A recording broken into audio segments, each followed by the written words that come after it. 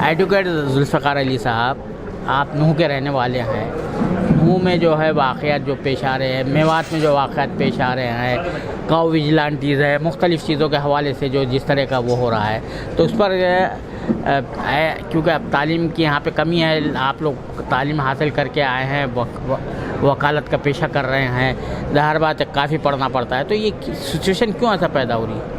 नहीं, आप किस लिहाज से पूछ रहे हैं? 31 के लिहाज से पूछ रहे हैं या फिर इससे पहले? सभी मिला के 31 का जुलाई का भी मामला है। दरअसल जो यहाँ पे 31 से पहले हुआ या 31 को उसका रिजल्ट हुआ, ये एक तरह से स्लोली सरकार द्वारा प्रायोजित काम है। अच्छा। ये जो आदमी जिन्होंने ये दंगा किया है, ये पिछले कई सालों से गौ रक्षा के नाम पे किसी को भी उठा लेते हैं जी। कई बच्चों को इन्होंने मार दिया, किसी भी घर में घुस जाते हैं। जो इन्होंने खौफ और दहशत का माहौल पैदा कर रखा है या लोगों को परेशान कर रखा है, इससे लोगों में एक काफ़ी जिससे गुस्सा कह सकते हैं या नाराज़गी कह सकते हैं। और इसके अलावा ये दरअसल गौ रक्षक नहीं है। यहाँ के जितने भी कुरैशी समाज के लोग जो इस काम में मुलव्विस हैं, गौ तस्करी में, सबसे इनके संबंध हैं, सबसे ये मंथली लेते हैं। ये उन्हीं को मारते हैं जो मंथली नहीं देता। अच्छा। उन्हीं को पकड़ते हैं और सारी हरियाणा पुलिस और सरकार इस बात को जानती है, सारी पुलिस जानती है इस बात को। अब जो लोग खुद गौ तस्करी करते हैं, लोगों को मार रहे हैं, तो ये दंगे की जो पटकथा है एक दिन में नहीं लिखी गई। ये जो गुस्सा है कई सालों से था। ये जो वीडियोस हैं ये तो एक तरह से सिर्फ उन्होंने तत्कालिक तौर पे एक कारण बने वो, वरना तो गुस्सा तो लोगों में, नाराजगी तो पहले से ही थी। और फिर उस दिन भी इन्होंने उधम किया पूरा। यहाँ रिज़्क हॉस्टल के आसपास ये स्टार्ट हुआ, जैसा हमने सुना है। हम तो मौके पे थे नहीं, पर जैसा सुना है कि मेवली मोड़ पे वहाँ स्टार्ट हुआ, वहाँ इन्होंने तोड़फोड़ की, नारेबाजी की, आते जाते लोगों के साथ मारपीट की। तो उसके बाद क्योंकि वीडियोस आ रहे थे, चैलेंज हो रहे थे, कई सालों से लोगों को मारा पीटा जा रहा था, लोग भी, ये जो छोटे छोटे बच्चे थे गैदर हो गए। ये इनमें कोई मैच्योर नहीं था, ये अधिकतर 20 साल के आसपास के बच्चे थे और कम से कम मेवातियों को इसका कोई इल्म नहीं था कि नौजवान तबका ऐसा विरोध करने वाला है, इसका कोई इल्म नहीं था। हाँ, सरकार का पूरा प्लान था इसमें, इसीलिए तो किया जा रहा था। भाई पता था ये काम पुलिस का है, किसी को पकड़ो। अगर कोई गौ तस्करी करता या कोई भी गलत काम करता, पुलिस पकड़े ना उसको, उसके लिए पुलिस है। ये लोग इस तरह के क्राइम कर रहे थे, सरकार द्वारा इनको छूट दी जा रही थी, तो इसीलिए तो दी जा रही थी कि भाई किसी न किसी दिन तो ये भड़केंगे। तो इसलिए इलाके को दंगे की आग में झोंका गया है। सरकार का पूरी तरह संरक्षण था इसके लिए। एसपी साहब छुट्टी पे चले गए, जबकि इनपुट्स की बात बताई है सीआईडी इंस्पेक्टर ने कि इनपुट्स थे हमारे पास। और ये भी पता था कि भाई 2 बच्चों को जिंदा जला दिया इन्होंने, 1-2 पहले भी मार दिए, कईयों को घायल कर दिया, कई वारदातें कर रखी हैं। उसके बाद एसपी का ना होना, पुलिस प्रोटेक्शन कम होना और कुल मिला के कोई भी नियंत्रण का ना होना, ये बताता है कि कहीं ना कहीं सरकार ये चाहती थी कि ऐसा हो। और यहाँ के जो बच्चे थे वो मजबूरन उनके इस जाल में फंस गए, जिनको कोई समझ नहीं थी इस बात की। वरना तो यहाँ का समझदार आदमी इसमें कोई शामिल भी नहीं था। चाहे इसमें उनको समझदारी लगे, कुछ भी कह लीजिए, वो लोग जो कुछ कर रहे थे सहन कर रहे थे। अच्छा जुल्फ़िकार अली साहब, एक चीज़ ये ख़ास देखने में आई कि जाट और दूसरे जो तबक़ात हैं वो मुसलमानों की जो है दिफा में सामने आए। जो ये इस तरह का जो चल रहा है यहाँ पे माहौल चल रहा है, कहा जा रहा है कि भाई ये जो किसान आंदोलन हुआ उसके नतीजे में बड़ी तब्दीली आई, तो आप इसको किस तरह से देख रहे हैं? यहाँ पे कुछ पंचायतें भी हुई। दरअसल वो ठीक है कि हमने किसान आंदोलन में भी साथ दिया, मेवातियों ने, किसान पंचायत भी हुई, 20,000 आदमी इकट्ठे हुए। जो ये अपने किसान समिति के नेता थे, एसकेम बोलते हैं, कुछ ऐसा करके नाम है उसका, जो उसमें साथ दिया मेवातियों ने। लेकिन उसके अलावा उनका साथ आने का एक और वजह भी है। जाट और मेव ये हिंदुओं में और मुसलमानों में, जाट हिंदुओं में और मेव मुसलमानों में ज़्यादा सेकुलर है। अच्छा। इनमें जो एक तरह से फ़िरकापरस्त ताकतों ने जो चिड़न पैदा कर दी, इस समाज में कम है इन दोनों में। अच्छा। और जाटों ने इनका देखा है जिस तरह से उनको भी प्रताड़ित किया गया, उनको भी नफरत के नाम पे बांटा गया। तो जैसे जैसे लोगों को पता लगता जा रहा है कि यार तो ये तो सिर्फ सत्ता के लिए लोगों को मरवाते हैं, लड़वाते हैं, वो भी एक वजह है। अच्छा, वो भी एक वजह है। हाँ, उन्होंने किसान आंदोलन में देखा, कहीं खालिस्तानी बोला गया, कहीं उनके बारे में गलत सलत प्रचार किए गए, कहीं कुछ बोला गया। तो उनको ये एहसास हुआ कि भाई जो भी इनके खिलाफ बोलेगा ये उसी के खिलाफ उस प्रोपेगेंडा चलाते हैं, उनके खिलाफ किसी भी हद तक जा सकते हैं। जब आदमी को ये एहसास हो जाता है तो फिर तो आदमी जब सामने होते देखता है तो जाहिर सी बात है कि उनके जो ख्यालात हैं उसमें चेंजिंग आएगी। और ये यही सिर्फ चेंजिंग नहीं है, हमारा पुराना भाईचारा भी है, इनसे उठना बैठना भी है। हमारे जो गोदपाल हैं वो भी मिलते जुलते हैं, वो भाईचारा भी अभी भी हमारा सदियों से चला आ रहा है। ये भी उसके पीछे वजह है। जुल्फ़िकार साहब, ये बताइए कि ये कहा जा रहा है कि मुसलमानों ने पथराव किया, मुसलमानों ने दंगा शुरू किया। मुसलमानों के बारे में हमेशा ये कहा जाता है कि दंगा उन्होंने शुरू किया, फलाक किया।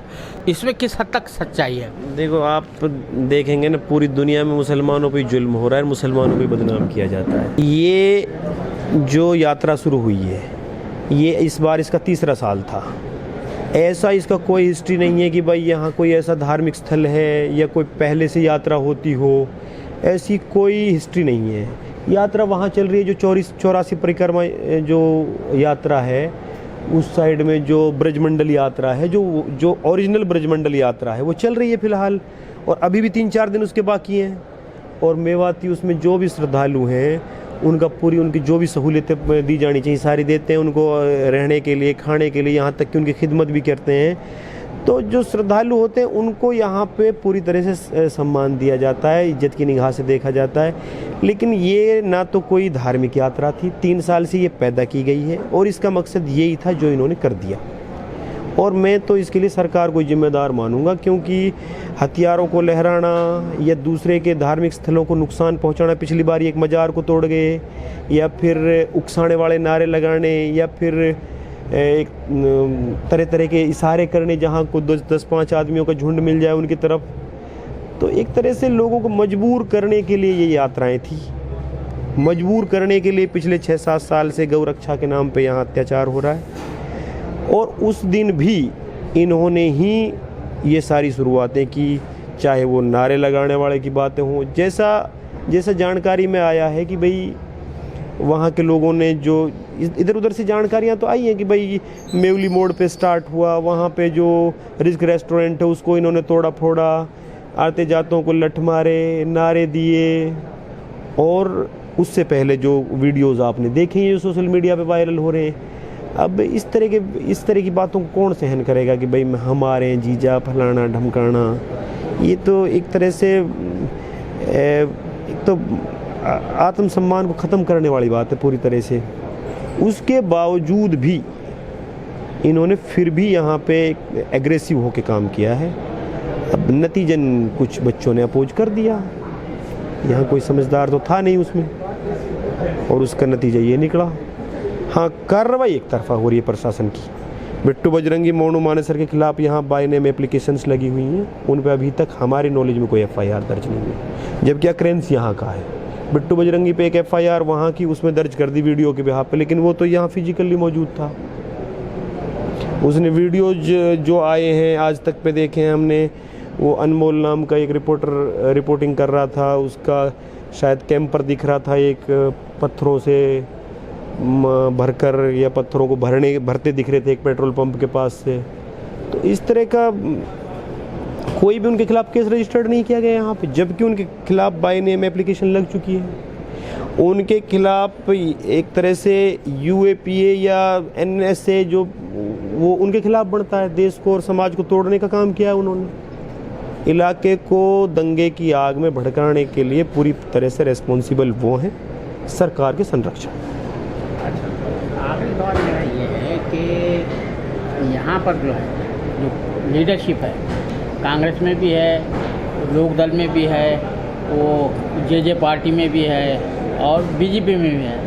तो ये लीडरशिप जो है, मुसलमानों की जो लीडरशिप है वो क्या कर रही थी? देखिए, दरअसल ये कमी निकालने का वक्त मैं नहीं समझता, लेकिन लीडरशिप की भी इसमें कमजोरी है। गलत के खिलाफ सामने आकर लीडर्स को खड़ा होने चाहिए। चाहे इसके लिए उनको जेल जाना पड़े, कम से कम गलत का विरोध होना चाहिए। ये बिल्डोजर के सामने हमारे जब बिल्डोजर कार्रवाई 2-3 दिन तक चली, जब तक कोर्ट ने एक्शन नहीं लिया था, तब हमारे नेताओं को सामने आना चाहिए था कि भाई ऐसा क्यों कर रहे हो। आँख में आँख डाल के अधिकारियों से बात होनी चाहिए थी, चाहे उसके लिए उन्हें अंदर जाना पड़ता। क्योंकि एक तरफा कार्रवाई मैं इसलिए कह रहा हूँ, इसको इन्होंने कितने दुकानें मैं अभी बता रहा हूँ ना, एक तरफा कार्रवाई इसलिए है क्योंकि टोटली डैमेज जो हुआ है मुसलमानों का हुआ है, टोटली डिमोलिशन मुसलमानों का है। ऐसा तो नहीं है कि हरियाणा में अनऑथोराइज कंस्ट्रक्शन गैर मुस्लिमों की नहीं है या नूह में अनऑथोराइज कंस्ट्रक्शन गैर मुस्लिमों की नहीं है, लेकिन सिर्फ मुसलमानों को टारगेट किया गया है। सिर्फ अभी कहते हैं कि भाई ये तो उसके बिहाफ पे किया गया, डीटीपी की कार्रवाई, ये नोटिस दे रखे थे, ये सिर्फ मुसलमानों को ही नोटिस दे रखे हैं क्या?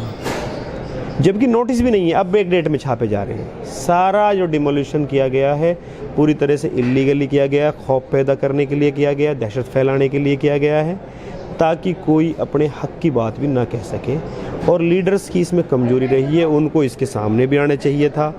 और जो ये इलीगल गिरफ्तारियां हो रही हैं, नाजायज़ गिरफ्तारियां हो रही हैं, इसके भी खिलाफ आने चाहिए था, जबकि वो जिस तरह उनको आना चाहिए था वो नहीं आ पाए, और इस बात का हमें बहुत अफसोस है।